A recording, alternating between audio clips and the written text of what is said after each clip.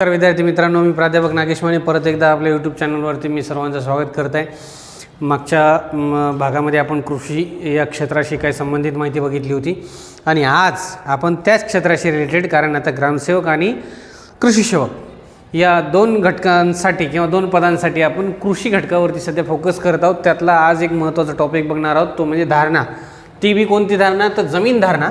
आता हे जमीन धारणा काय आहे ते सुद्धा आपल्याला माहीत करणं गरजेचं आहे. धारणा कशाला म्हणतात? तर एकूण जेवढे शेतकरी भारतामध्ये आहेत त्या शेतकरी जो आहे तो शेतकरी आपली जमीन जो आहे जो कसतो, त्या किती जमीन कसतो याला आपण जमिनीची धारणा असे म्हणत असतो. तर मग कसणे म्हणजे काय? त्यामध्ये पीक घेणे, उत्पादन घेणे. मग महाराष्ट्रामध्येच नाही आहे तर भारतामध्ये किती शेतकरी शेती करतात, त्याचबरोबर किती शेतकरी त्या जमिनीला कसण्याचं काम करत असतात, म्हणजे पीक घेण्याचं काम करतात, हे पाहण्यासाठी मी मागच्या घटकामध्ये आपण बघितलं होतं एक दोन व्हिडिओच्या अगोदर की कृषी गणना देशामध्ये 5 वर्षाला होत असते. मग या अगोदरची कृषी गणना जी आहे, आताची तर आकडेवारी आपली आणखी भारत सरकारने जाहीर केलेली नाही आहे, चालू आहे कृषी गणना. तर कृषी गणना या अगोदरची जी झालेली आहे ते 2015-16 झाली होती, 10वी कृषी गणना. आता सध्याला 11वी कृषी गणना चालू आहे. आणि या कृषी गणनेतून नेमकं मी त्यावेळेस सांगितलं होतं तुम्हाला काय काय फायदे होतात. लक्षात घ्या, शेतकरी किती प्रमाणात आहे, कोणत्या शेतकऱ्याकडे किती जमीन आहे, शेतकऱ्यांची वर्गवारी, त्या वर्गवारीनुसार योजना जाहीर करणे, कोणत्या वर्गवारीमध्ये शेतकरी जास्त बसतात, मग त्या वर्गवारींच्या संख्येनुसार त्या शेतकऱ्यांना पुरेल असे किंवा त्यांना मदत करतील अशा योजना तयार केल्या जातात. मग पहा, कृषी जमीन धारणाचे जे भारतातले प्रकार आहेत 2015-16 या कृषी गणनेच्या आकडेवारीनुसार आपण आज जमीन धारणा बघणार आहोत की देशामध्ये जमीन धारणेचे प्रकार कोणते आणि त्यांची वर्गवारी कशी केली जाते, त्याचबरोबर त्यांची टक्केवारी काय आहे भारतामध्ये आणि महाराष्ट्रामध्ये विशेष करून. तर जमीन धारणेचे जे प्रकार आहेत पहा, एकूण जमीन धारणेचे 5 प्रकारामध्ये विभागणी केली जाते. म्हणजे जमीन धारणेचे 5 प्रकार आहेत. त्यातला पहिला जो प्रकार आहे विद्यार्थी मित्रांनो तो आहे सीमांत शेतकरी. सीमांत शेतकरी कोणाला म्हणतात? ज्या शेतकऱ्याकडे 1 हेक्टरपेक्षा कमी जमीन आहे अशा शेतकऱ्यांना आपण सीमांत शेतकरी म्हणत असतो.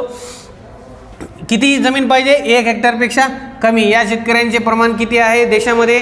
पहा, देशामध्ये या शेतकऱ्यांचे प्रमाण 67% आहेत, म्हणजे 67% आहे. सर्वाधिक शेतकरी याच गटात मोडतात. लक्षात ठेवा, देशामध्ये सर्वात जास्त प्रमाण, कारण आता खूप जास्त जमीन असणारे शेतकरी राहिले नाही आहेत. हळूहळू काळानुसार म्हणजे वाटण्या जशा आपल्या इकडे होत असतात, म्हणजे 1चे 2, 2चे 4, 4चे 2 असे विभागण्या होत गेल्या आणि 50 एकरचा मालकात 5 एकरवर येऊन बसला. म्हणून ज्यांच्याकडे कमी होती जमीन ती आणखी परत कमी झाली. म्हणून देशामध्ये 67 म्हणजे जवळपास 67% शेतकरी हे एकाच गटात मोडणार आहेत. ते म्हणजे 1 हेक्टरपेक्षा जमीन म्हणजे 2.5 एकरपेक्षा कमी जमीन असणारे शेतकरी देशात सर्वात जास्त आहेत. किती आहे? 67%. त्यांना आपण काय नाव दिलेलं आहे? 1 हेक्टरपेक्षा कमी जमीन असणाऱ्या शेतकऱ्यांना आपण सीमांत शेतकरी म्हणत असतो. कोणते शेतकरी? सीमांत शेतकरी. आणि या शेतकऱ्याचं 67% देशातलं प्रमाण आहे आणि महाराष्ट्रातलं जे प्रमाण आहे ते किती आहे? 48.97%. लक्षात घ्या, म्हणजे जवळपास 50% शेतकरी महाराष्ट्रात हे कसे आहेत? सीमांत शेतकरी आहेत. म्हणजे ज्यांच्याकडे 1 हेक्टरपेक्षा कमी जमीन आहे, म्हणजे 2.5 एकरपेक्षा कमी जमीन आहे. त्यानंतर दुसरे जे शेतकरी गट आहे तो आहे अल्प शेतकरी. अल्प शेतकरी कशाला म्हणतात? तर बघा, 1 ते 2 हेक्टरपर्यंत ज्यांची जमीन आहे, 1 हेक्टर ते 2 हेक्टर, कारण 1 हेक्टरच्या अगोदर सीमांत शेतकरी येतात. 1 ते 2 हेक्टरपर्यंत ज्यांची जमीन आहे ज्या शेतकऱ्यांची, त्या शेतकऱ्याला आपण अल्प शेतकरी म्हणतो, म्हणजे अल्पभूधारक शेतकरी असे म्हणतो आपण. आणि अल्पभूधारक शेतकरी जे आहेत ते महाराष्ट्रामध्ये किती आहेत? 29.97%, जवळपास 30%.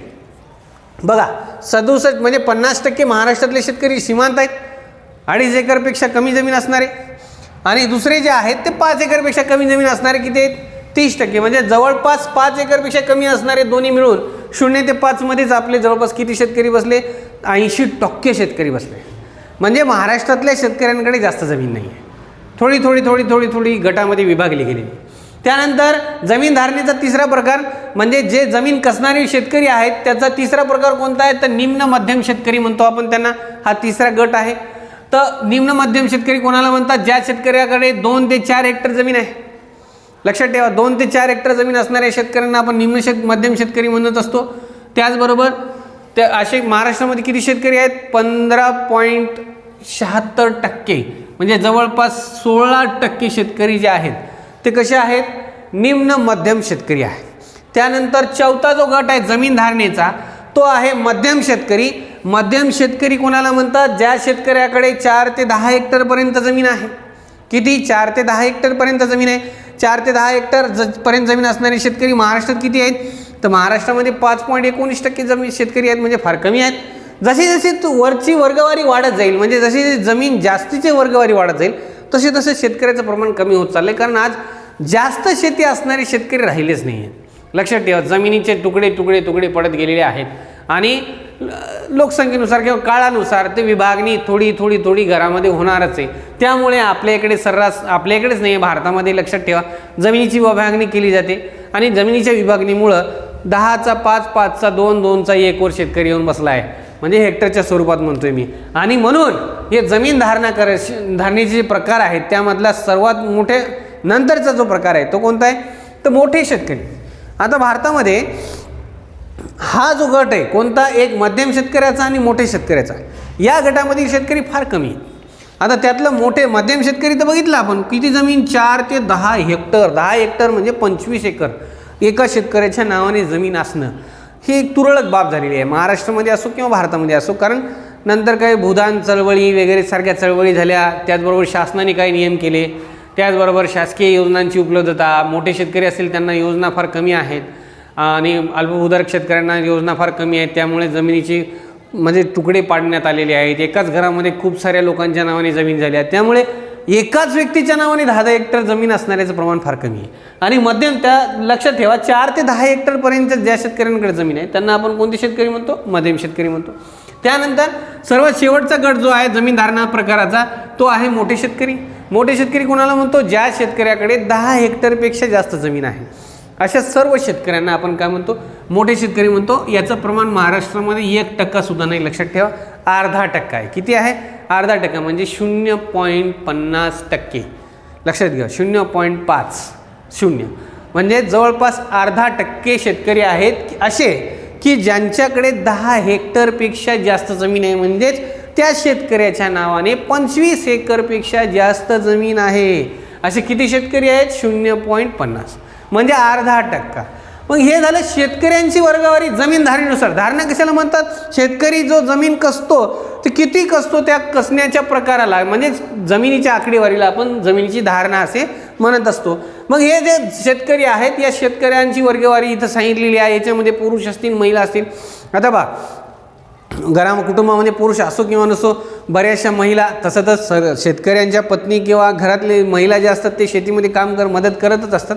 पण आज प्रकर्षाने आपण पाहतोय की शेतीशी पूरक व्यवसायामध्ये महिलांचं प्रमाण वाढायला लागलं. महिलांना प्रोत्साहन मिळावं म्हणून शासनसुद्धा महिलांना वेगळ्या योजना देते महिला शेतकऱ्यांना, आणि महिला शेतकऱ्यांचं प्रमाण वाढावं आणि महिलासुद्धा शेती क्षेत्रामध्ये वेगवेगळे उद्योग समोर करून देशाची प्रगती, त्याचबरोबर देशाच्या अर्थव्यवस्थेला मजबूत करण्यासाठी मदत कराव्यात म्हणून भारत सरकारने महिलांना प्रोत्साहन मिळावं म्हणून बघा 15 ऑक्टोबर हा जो दिवस आहे तो राष्ट्रीय महिला शेतकरी दिवस म्हणून साजरा केला जातो. किती? राष्ट्रीय महिला शेतकरी दिवस म्हणून देशामध्ये आपल्या भारत सरकार साजरा करत असते. आता याच्यानंतर हे आकडेवारी, हे शेतकऱ्याचं प्रमाण कुठून आलं?